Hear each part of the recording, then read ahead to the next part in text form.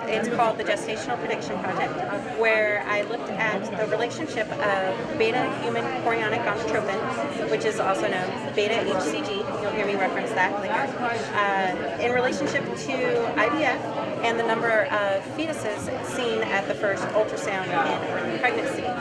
The reason why I was interested in this is because there's a micronutrient, folic acid, which is critical for the early development of the growing fetus and embryos, to where women who are pregnant with a singleton need to have 0.4 milligrams, women who are pregnant with twins, doubles, triples, so forth, with each increasing number of fetuses in gestation. So what I did is I had gone in and looked at the risks of malformations in early pregnancy in correlation directly to folic acid. What you can see here is at 0 weeks gestation, obviously there's no sensitivity whatsoever. And the period between 3 to 8 weeks is the highest, with 5 weeks being the peak point in which folic acid is the most critical. Now what's interesting is that with hCG and the way that this ties into this chart is that the initial hCG tests that are taken in IVF, which determine if a woman is in fact pregnant, is taken at 4 weeks gestation, which is typically around the time of a woman would take a home pregnancy test when she first noticed that she was her cycle. Now, the beta-hCG values are typically in the low 100s, and in order to be seen a pregnancy in ultrasound, the value needs to be greater than 10,000. So as you can see here, there's a huge time gap between here to where the peak of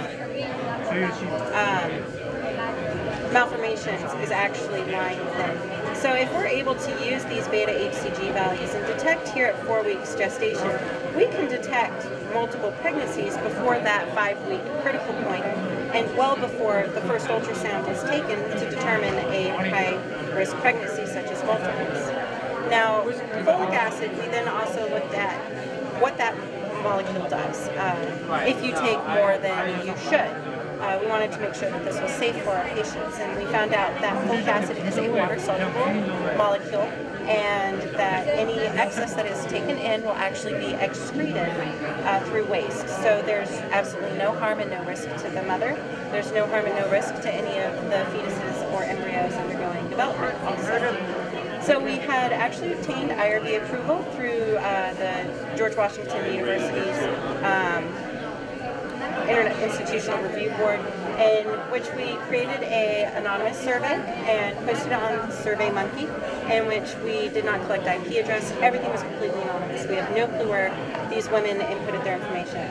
These women were then given their beta levels from their clinics along with the days past ovulation for those.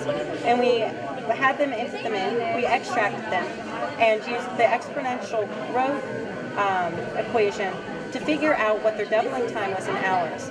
In early development, embryos grow from a 2-cell to a 4-cell to an 8-cell, and that takes 2 days, 48 hours time. So we know that these beta numbers need to double every 48 hours. And so when you look here, you can see with our information that the doubling rate between 48 hours, 70% likelihood of singleton, 27% of a twin, and 3% triplet. When you look at national numbers for IVF, this falls approximately right in line with those numbers. And then when you look over here towards 24 hours, which means that you're doubling faster, you can see that there's a 33% chance for a singleton, a 59% chance for a twin, and an 8% chance for a triplet. So you can look at these numbers and say you have a much higher likelihood of having twins. So what do we do with this? We took this and actually wrote job code, and we had developed a calculator where patients or clinicians can go in, input the first beta level, input the second beta level, the first days past ovulation, the second days past ovulation, and it's going to kick back some information. The most important thing to note is that it's going to kick back what the doubling time was in hours, and then it's going to tell you what the probability is of a single, twin, and triplet gestation at 4 weeks gestation. Now this is important because now clinicians can use this to prescribe folic acid earlier in pregnancy before the 5-week critical point that we had discussed earlier. And that is the summation of the Gestational Prediction Project.